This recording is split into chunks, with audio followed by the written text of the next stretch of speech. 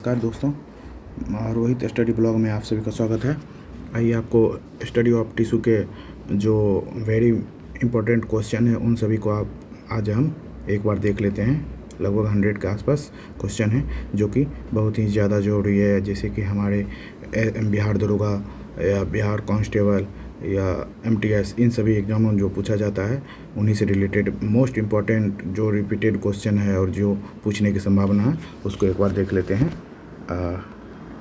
तो पहला क्वेश्चन है आपका कोशिकाओं का ऐसा समूह जो रूप, कार्य और उत्पत्ति में समान होता है उसे हम क्या कहते हैं? उत्तक कहते हैं। क्या कहते हैं? उत्तक कहते हैं। सेकेंड क्वेश्चन है निम्नलिखित कथनों पर विचार कीजिए। तो पहला है समान उत्पत्ति तथा समान कार्य के संपादित करने वाली कोशिकाओं के समूह को उत्तक कहते हैं, सही है। अब सेकेंड है उत्तकों तथा कोशिकाओं तथा बहुकोशिकीय दोनों जीवों में पाया जाता है, ये भी सही है। ये नहीं, ये गलत है आपका। पादप तथा जंतु दोनों में ही उत्तक पाए जाते हैं, ये सही है। तो आपका 1 और 3 सही है, अदरवाइज सेकंड गलत है।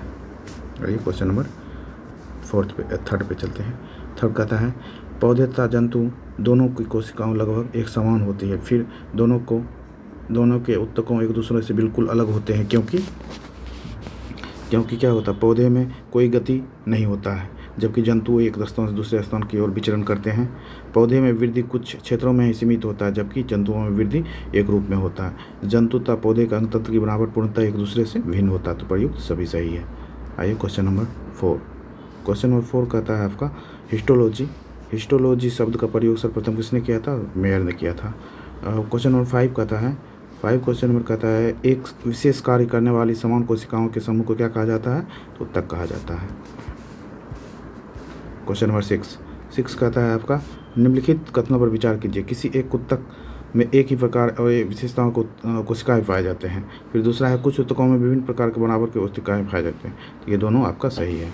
अब क्वेश्चन नंबर 7 कहता है पादपों में विभाजित के उत्तकों के बारे में कौन सा कथन सही है? तो आपका इसमें से देख लीजिएगा, डी कहता है इन उत्तकों की कोशिकाओं के विभाजन के कारण पादपों में वृद्धि होती है।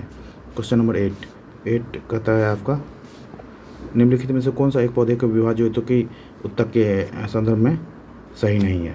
तो ये आपका इस उत्तक के कोशिकाओं की रसदानियाँ बहुत बड़ी बड़ी होती है। नंबर 9 कहता है आपका शीर्षस्थ विभाजित की उत्तरदायी होता है लंबाई में वृद्धि के लिए। शीर्ष उत्तक की मतलब ये हो जाता है लंबाई, मतलब कि उसका लंबाई पर डिपेंड कर जाता है। ये नेक्स्ट कहता है वह उत्तक जो प्राथमिक वृद्धि के लिए उत्तरदायी होता है। प्राथमिक उत्तक वही शीर्ष उत्तक की होता है, तो लंबाई में वृद्धि के लिए। अब कहता है 11 नंबर वह उत्तक जो प्राथमिक वृद्धि के लिए उत्तरदायी होता है, शीर्षस्थ विभाजित की। फिर है आपका संवहन उत्तक में अवस्थित कैम्बियम एवं वृक्ष के छाल के नीचे का कैम्बियम उदाहरण है पार्श्व विभोज्योतिकी का। फिर है 13 वह उत्तक जो द्वितीय वृद्धि के लिए उत्तरदायी है, वह है कैम्बियम। फिर है 14 कहता है किसी पौधे के तने के घेरे को बढ़ाने के लिए निम्नलिखित में से कौन सा उत्तरदायी होता है? तो ये आपका पार्श्व विभोज्योतिकी होगा। फिर है निम्नलिखित कथनों पर विचार कीजिए। पौधे के अस्थायी उत्तक को कोशिकाओं में विभाजन की क्षमता नहीं होती है। फिर है दूसरा उत्तक की वृद्धि के फलस्वरूप पौधे में अस्थायी उत्तक बनता है। 1 और 2 दोनों सही है आपका। फिर है आपका क्वेश्चन नंबर 16 कहता है आपका कि एक बीजपत्र तनी में द्वितीय वृद्धि नहीं होती क्योंकि इसमें नहीं होती क्या? कैम्बियम नहीं होती है। फिर है क्वेश्चन नंबर 17 कहता है आपका किसे प्राथमिक विभाजितकी कहते हैं क्योंकि यह पौधे के जीवन चक्र प्रारंभ बनने में और प्राथमिक पादप शरीर बनाते हैं। तो ये आपका हो जाएगा शीर्षस्थ विभाजितकी और अंतर्वेशी विभाजितकी, ए और सी दोनों हो जाएगा।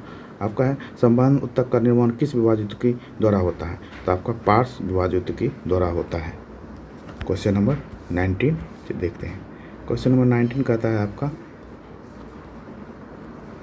मृदु उत्तक किस प्रकार का उत्तक है? तो ये आपका सरल उत्तक है, सिंपल टिश्यू है।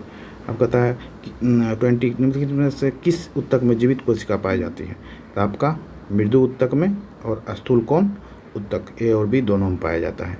क्वेश्चन नंबर 21 मृदु उत्तक का मुख्य कार्य क्या है? मृदु उत्तक का मुख्य कार्य होता है भोज्य पदार्थ का संग्रह करना।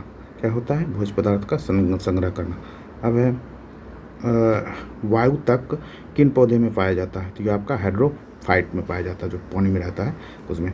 वह जलोद्भिद किसकी उपस्थिति के कारण जल में होता है? तो वायु तक के कारण ही होता है।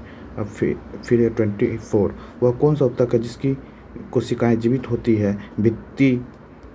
भित्ति सेलुलोज था पेक्टिन की बनी होती है और कोनों पर लिग्निनी स्थूलन मिलते हैं। ये आपका होगा कोलेन कार्टमा। अब है 25, कौन एक उत्तक केवल तरुण पौधे में पाया जाता है, बड़े बड़े वृक्षों में नहीं? तो ये आपका स्थूल कौन होगा। फिर है शाकीय द्विबीजी पौधे जैसे सूर्यमुखी, कद्दू को लचीलापनता दृढ़ता प्रदान करने वाले उत्तक को क्या कहते हैं? स्थूल कोण उत्तक कहते हैं। 27 कहता है कौन सा एक उत्तक जड़ में उपस्थित नहीं होता है? तो स्थूल कोण जो है आपका जड़ में उपस्थित नहीं रहता, वायु तक आपका रहता है। हाइड्रोफाइट मतलब में मृदु उत्तक दृढ़ उत्तक भी रहते हैं। 28 है किस उत्तक के कोशिकाओं की भित्ति लिग्निन के कारण मोटी हो जाती है? तो दृढ़ उत्तक का होता है। आइए नेक्स्ट पेज चलते हैं। नेक्स्ट पेज 29 क्वेश्चन नंबर कहता है आपका 29 क्वेश्चन नंबर कहता है आपका पौधे के कुछ भागों में मोड़ने पर बिना टूटे आसानी से मुड़ जाते हैं। कुछ भागों जैसे पत्ते और तने के इस नमनीयता के कारण इसकी बहुत आयात के माना जा सकता है दृढ़ोत्तक उत्तक। अब है 30, रेशे उत्पन्न करने वाले पौधे जैसे पटुआ में किस उत्तक की प्रचुरता होती है? तो दृढ़ उत्तक की होती है। अब है 30 आपका है फलों और बीजों को कठोर आवरण किस उत्तक से बना होता है? तो दृढ़ उत्तक के कारण से बना होता है। अब है 32, सुवेरन नामक अकार्बनिक पदार्थ जमा रहता है कहाँ पे? कॉर्क कोशिका में। कहाँ पे? कॉर्क कोशिका में। फिर है 33, व्यापारिक कॉर्क किससे प्राप्त किया जाता है? तो कॉर्क कैम्बियम से। किससे? कॉर्क कैम्बियम से। 34, वाणिज्यिक मूल्य वाला कॉर्क किसमें प्राप्त होता है? ये आपका क्वेकर्स सुबेर में होता है। किसमें होता है? क्वेकर्स सुबेर में।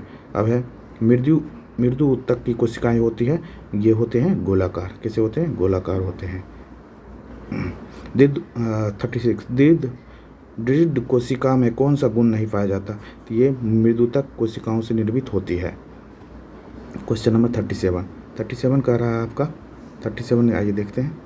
ये कह रहा है आपका निम्नलिखित में से किस उत्तक की कोशिका में अंतर कोशिका स्थान नहीं पाया जाता है? तो आपका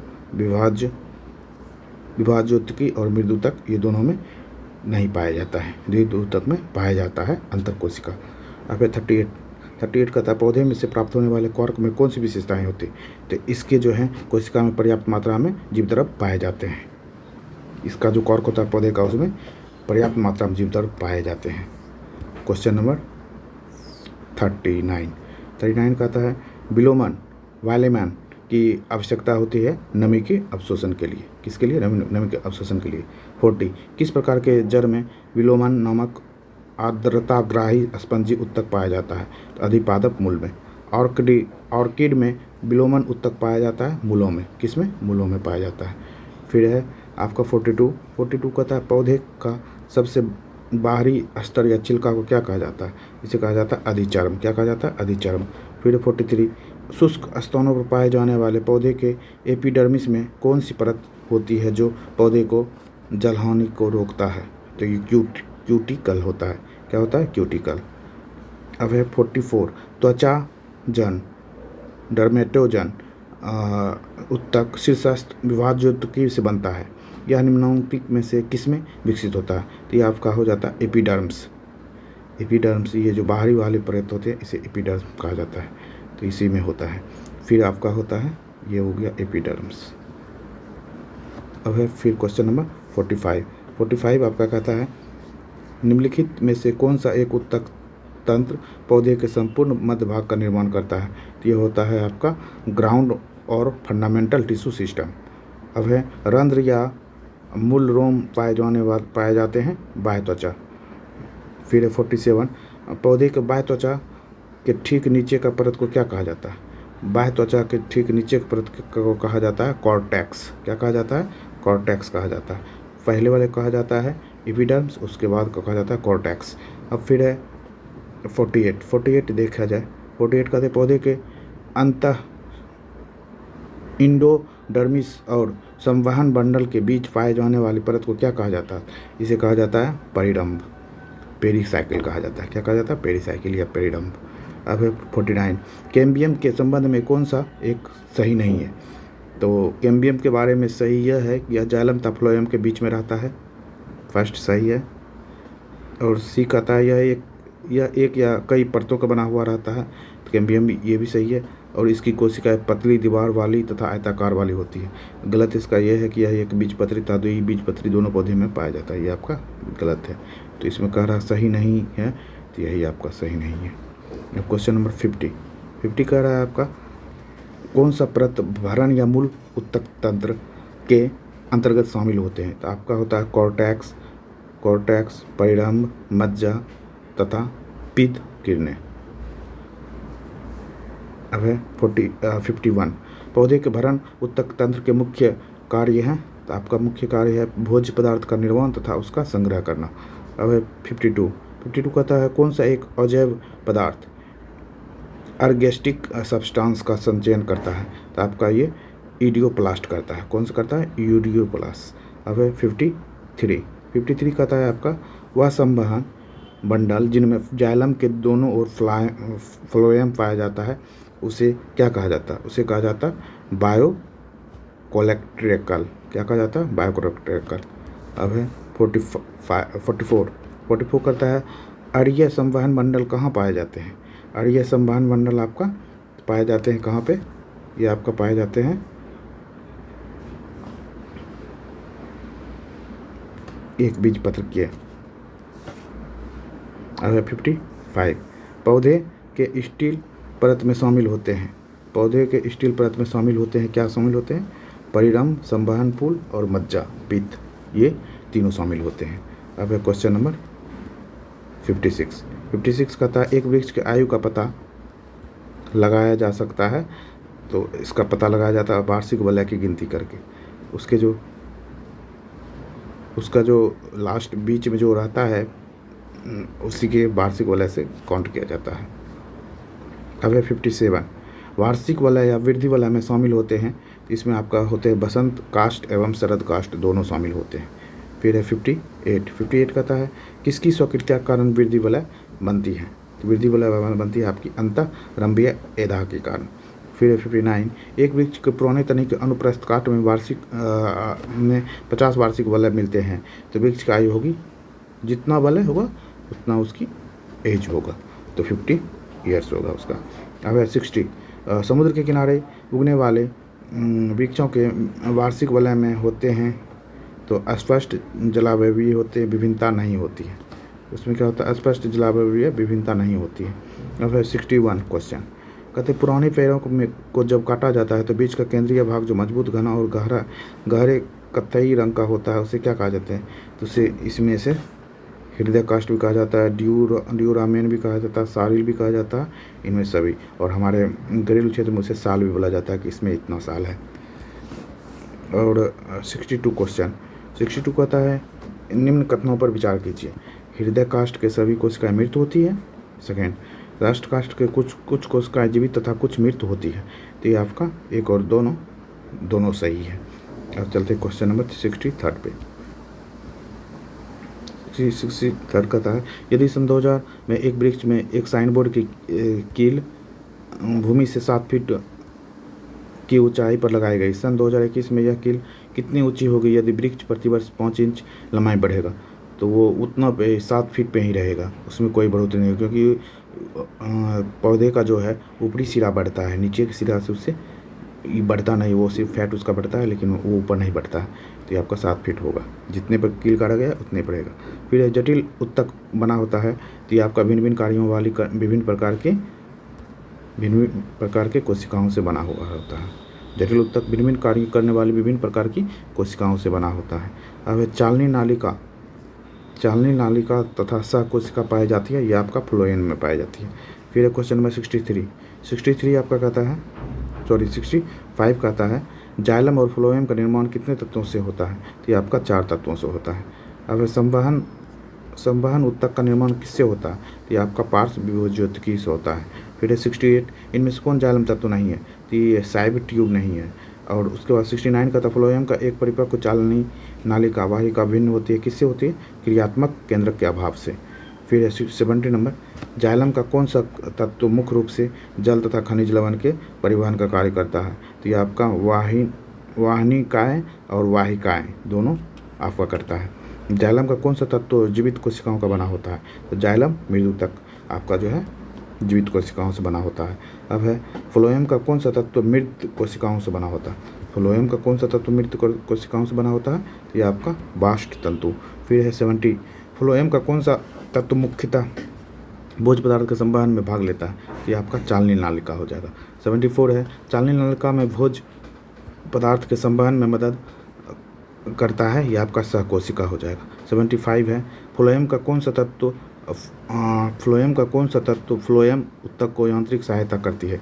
ये आपका फ्लोएम तंतु होगा। फिर है 76, फ्लोएम ऊतक में चालनी पट्टी पाई जाती है, ये आपका दो चालनी नालिका के बीच होता है। और फिर 77, पौधे में फ्लोएम मुख्यतः उत्तरदायी होता है, तो ये होता है आहार वहन करने के लिए। फिर 78, पौधे में जाइलम मुख्यतः जिम्मेवार होता है, ये आपका जल वहन के लिए। फिर 79, शाखाओं से पत्तियां किन कारणों से क्या होते हैं? झड़ जाती है, तो ये आपका कॉर्क के बाहर विलगन परत बन जाने से। फिर 80 नंबर, निम्नलिखित में से किस भारतीय वैज्ञानिक पादपों में जल की लंबी दूरी के अभिगमन का सिद्धांत प्रस्तुत किया था? तो यह किया था जेसी बोस ने, जगदीश चंद्र बोस। अब है 81 आपका कहता है निम्नलिखित में से किस प्रकार के ऊतक शरीर की सुरक्षा कवच का कार्य करता है? तो ये उपकला इपिथेलियल कहलाता है। उपकला को कहा जाता है ऊतक शरीर की सुरक्षा कवच। आइए चलते हैं नेक्स्ट पेज 82 क्वेश्चन नंबर आपका कहता है निम्नलिखित में से कौन सा ऊतक घाव भरने में सहायक होता है? तो उपकला ऊतक आपको घाव भरने में सहायक होता है। फिर है निम्नलिखित में से कौन सा ऊतक लार ग्रंथि तथा स्वेद ग्रंथि में पाई जाती है? तो ये आपका क्यूबाइल एपिथेलियम होता है। फिर होता है 84 क्वेश्चन नंबर, अंगों के विसरण, डिफ्यूजन, स्त्रवन, सेक्रेशन तथा अवशोषण एब्जॉर्बेशन में मदद करता है कौन सा? तो एपिथेलियम कहता है। अब कहता है 85, त्वचा की बाहरी सतह निर्मित होता है, तो ये आपका स्तरित सल्की एपिथेलियम से निर्मित होता है। फिर है क्वेश्चन नंबर 86 है, किस एपिथेलियम ऊतक में रसांकुर, माइक्रोविल्ली तथा सिलिया पाए जाते हैं? तो ये आपका स्तंभकार में को पाया जाता है। फिर है निम्न कथनों पर विचार करें। कथन आप स्टेटमेंट पहले पढ़ें। पहला स्टेटमेंट है आपका कि एपिथेलियम ऊतक में कोशिकाओं की संख्या कम होती तथा अंतरकोशिकीय पदार्थ अधिक होता है। फिर है आपका संयोजी ऊतक में, सेकेंड स्टेटमेंट है, संयोजी ऊतक में अंतरकोशिकीय पदार्थ नहीं पाए जाते हैं, इनकी कोशिका एक दूसरे से करीब करीब सटी हुई ही रहती है। तो इस दोनों में से कोई नहीं सही है, ना तो एक ही ना ही दो ही। अब है क्वेश्चन नंबर 88 आपका कहता है सल्की एपिथेलियम ऊतक का प्रमुख कार्य क्या होता है? तो ये आपका सुरक्षा करना होता है। फिर है 89, पक्षांबी एपिथेलियम ऊतक पाए जाते हैं, तो ये आपका ट्रेकिया तथा गर्भाशय में पाया जाता है। अब आपका है 90 क्वेश्चन नंबर, कौन सा ऊतक त्वचा और मांसपेशियां अथवा दो मांसपेशियों को जोड़ने वाले को कार्य करता है? ये आपका एरियोलर कहता है। उसके बाद है 91, मोटापा में किसकी अधिकता के कारण होता है? तो ये आपका वसा ऊतक का कारण। कोई भी आदमी का जब फैट बढ़ता है तो उसका सीधी सी बात है फैट बढ़ता है वसा खाने से। अब है 92, कौन सा एक शरीर के गर्म करने हेतु उत्तरदायक है? ये वसामय ऊतक ही होगा। फिर है ऊँट का कुबर किस ऊतक का बना होता है? तो ये भी वसामय ऊतक का बना होता है, बाद में वो उससे ही होने का ये करता है। फिर है 94, किस ऊतक की कोशिकाओं में वसा की बूंदें भरी रहती है? तो वसा संयोजी ऊतक एडिपोज टिश्यू में। फिर है 95, किसमें ऊतक निम्नलिखित में ऊतक कौन है? तो ये आपका रुधिर ऊतक हो जाता है। और आमाशय यकृत वृक्क ये सब में ऊतक ये नहीं रहता। फिर है आपका कौन सा ऊतक का उदाहरण नहीं है? तो ये लसिका हो जाएगा। कौन संयोजी ऊतक नहीं है? 97, संयोजी ऊतक कौन? संयोजी ऊतक अस्थि भी है, लिगामेंट भी, उपास्थि में सभी है। फिर है आपका क्वेश्चन नंबर 98 कहता है आपका कौन सा एक शरीर के गर्म करने हेतु उत्तर? ये वसामय ऊतक, ये रिपीट हो गया क्वेश्चन। फिर व्हाइट फाइबर, श्वेत तथा पीला तंतु येलो फाइबर पाए जाते हैं, ये आपका एरियोलर ऊतक में पाए जाते हैं। फिर है क्वेश्चन नंबर 100, कॉन्ड्रीन नामक प्रोटीन कहाँ पाई जाती थी? उपास्थि में पाई जाती है। टेंडन का निर्माण कहाँ होता है? तो श्वेत तंतु में ऊतक में होता है। नेक्स्ट पेज पे चलते हैं। नेक्स्ट पेज है आपका